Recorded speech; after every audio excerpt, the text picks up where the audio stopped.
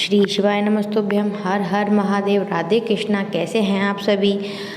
उम्मीद करती हूँ आप सभी बहुत अच्छे होंगे। तो आ गई हूँ मैं आप सभी के लिए फिर से नई वीडियो लेकर के। स्वामी समर्थ श्री शिव महापुराण कथा भाग 2 का सार। उम्मीद करती हूँ आप सभी को यह वीडियो बहुत ज़्यादा पसंद आएगा। आप सभी मुझे बहुत बहुत बहुत ज़्यादा प्यार करते हैं मेरी वीडियो को, और मैं यही आशा लेकर के आप सभी के सामने ये वीडियो लेकर के लिए प्रस्तुत हूँ। So I hope do you like this my video. Thank you so much. आप सभी इतना प्यार, इतना सपोर्ट, इतना अपनापन देने के लिए आप सभी का बहुत बहुत ज़्यादा धन्यवाद है। तो चलिए आज की कथा का सार शुरू करते हैं। तो आज की कथा में पहले उपाय के बारे में बात करेंगे, गुरुजी जो हमें सीख देते हैं उसकी बात करेंगे, और जो कथा है किस खंड से क्या वाक्य लिए गए हैं उसके बारे में हम बात करेंगे। श्री समर्थ श्री शिव महापुराण कथा। जो समर्थदास, जो स्वामी समर्थदास जी थे, वो उनके नाम पर गुरुजी ने यह कथा क्यों रखी है उसके बारे में हम जान लेते हैं। कि जो समर्थदास गुरुजी जो थे वह पहले ऐसे गुरुजी थे जिन्होंने जो हमारा राज्य है, हमारे जो भक्ति है, भोले बाबा के प्रति जो भक्ति है, भोले बाबा को जो मानने का जो है, वह सबसे पहले स्वामी समर्थदास जी ने ही हमें बताया था। हमारे देश प्रेम में प्रेम की भावना को जगाने वाले श्री समर्थदास स्वामी ही थे। लेकिन गुरुजी ने हमें बताया कि जैसे ही इनकी मृत्यु, जैसे ही इन्होंने समाधि ले ली, समर्थदास जी ने इनकी समाधि लेने के बाद ही जो उल्टे सीधे होते हैं ना, कि जादू टोना हो गया और अंधविश्वास टाइप्स जो बातें रहती हैं, वह बातें श्री समर्थदास जी के मृत्यु के बाद, जो मतलब उन्होंने समाधि ले ली थी उसके बाद में ये सारी बातें चालू हो गई थी। तो आज की कथा में गुरुजी ने हमें हर बार बताते हैं इस बात को, जो सीख है हर बार हमें कहीं ना कहीं गुरुजी बताते ही रहते हैं कि हमें किसी को भी देख के हंसना नहीं चाहिए। किसी को भी, किसी के ऊपर कोई पैर से विकलांग है, कोई नेत्रहीन है, कोई देख नहीं सकता, कोई कुरूप है, उसको देख करके हमें नहीं हंसना चाहिए। कोई सड़ रहा है, कोई गल रहा है, उसको हमें देख करके नहीं हंसना चाहिए। क्योंकि एक समय ऐसा आता है ज़रूर आता है कि वह समय हमें उसी के भांति निकालना ही पड़ता है यदि हम उस पर हंसते हैं तो। इसलिए इस बात का ज़रूर से ध्यान रखें कि हमें किसी पर हंसना नहीं चाहिए। आगे की कथा का वर्णन करते हैं कि जो कथा चल रही है, जहाँ पर हर हर मिलन का मंदिर है, आप वहाँ का दर्शन करने के लिए अवश्य जाएं। गुरुजी ने बताया है कि वो एक ऐसा मंदिर है जिसमें हर और हर दोनों का दर्शन और आशीर्वाद, और जो भी मनोकामना लेकर के जाते हैं वह अवश्य ही रूप से पूर्ण होती ही है। और ऐसा विश्व का पहला मंदिर है जिसमें प्रभु के चरणों के दर्शन भी होते हैं। गुरुजी ने हमसे सवाल पूछा था कल की कथा में कि ऐसा कौन सा पहला व्यक्ति था जिसने सबसे पहले हर के चरणों के दर्शन किए थे। मतलब हर के मतलब नारायण के और भोले बाबा के दोनों के दर्शन एक साथ पहले किस व्यक्ति ने किए थे। तो उनका नाम था नरहरिदास, जो कि सिर्फ बाबा भोलेनाथ के भक्त थे। वह किसी मंदिर नहीं जाते थे, कभी नहीं गए किसी के मंदिर से, बाबा भोलेनाथ का पूजन करते थे। सोनार थे, वो पूजन करते थे। उनकी माता श्री और पिताश्री ने बोला कि अब हमारा बेटा बड़ा हो गया है तो अब इसकी शादी करवानी चाहिए। तब उनके माता पिता ने बोला अपने पुत्र से कि अब आपकी शादी कराई जाए। तब उन्होंने कहा कि मैं शादी करने के लिए इनकार नहीं कर रहा हूँ, नरहरिदास ने बोला, लेकिन बस मेरी इतनी सी इच्छा है कि जैसे मैं महादेव का पूजन करता हूँ, जैसे मैं पूजन में लगा रहता हूँ, वैसे ही मेरी पत्नी जो आए वह सिर्फ उनके पूजन करने के लिए ही आए। मैं बस इतनी सी आशा लेकर के शादी करना चाहता हूँ। तब उनके माता पिता ने उनके लिए एक कन्या ढूंढी और वह कन्या कोई आम नहीं थी, वह भी ऐसी थी कि वह एकांत में बाबा भोलेनाथ की पूजन अर्चना, मंदिर की साफ़ सफाई, झाड़ू पोछा ये सारे काम करती थी। गुरुजी हर बार बोलते हैं कि बहू को कार वाली मत लेके आओ, संस्कार वाली लेके आओ, संस्कार वाली आएगी, वह अपने बच्चों को इतने अच्छे संस्कार देगी कि आपके घर में 10 कार खड़ी कर देगी। और कार वाली आएगी तो बच्चों को ऐसा कर देगी कि माँ से तो दूर करेगी ही करेगी, और जो घर में कार जो भी होगा वो सारी चीज़ें लेकर के चले जाएगी।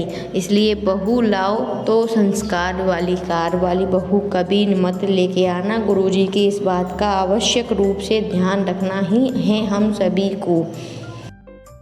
आगे की कथा में वर्णन किया कि जब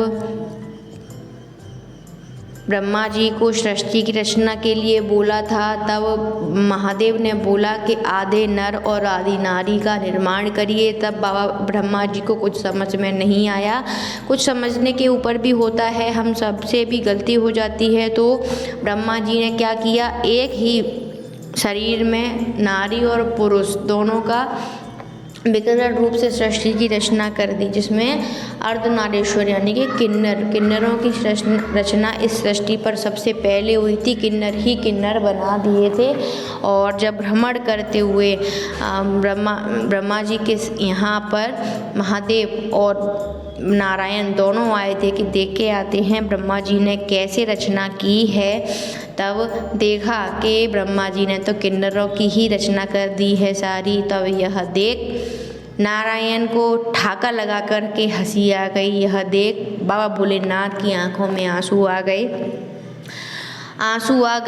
तब भोलेनाथ ने नारायण से पूछा कि हे नारायण, आप क्यों हंसे। तब नारायण ने बोला कि इन्होंने क्या किया है, इन्होंने तो सारे ही किन्नर बना दिए हैं, इस जगत में क्या किन्नर ही रहेंगे। तब महादेव ने बोला जो भी हुआ, लेकिन आपको उन पर हंसना नहीं चाहिए था। अगर आप हंसे हैं तो आपको भी एक समय ऐसा होगा जब किन्नर का रूप लेना ही पड़ेगा। तब जब महाभारत युद्ध हो रहा था कौरव और पांडवों के बीच में, युद्ध होने के समय जब एक भूमि थी जहाँ पर मैया दुर्गा प्रकट हो गई और उन्होंने बोला कि मेरी इस भूमि पर जो भी युद्ध करेगा उसको एक व्यक्ति को, किसी को भी बलि देनी पड़ेगी। कौरव यह सुनकर के हंसने लगे। कौरवों ने सोचा कि हम तो 100 भाई हैं, एक चला जाएगा तो 99 रह जाएंगे, लेकिन ये तो 5 हैं, इसमें से एक चला गया तो ये 4 ही रह जाएंगे। यह सब देख समझ अर्जुन बड़े ही चिंता में थे। तब उन्होंने नारायण से पूछा, नारायण क्या करना चाहिए।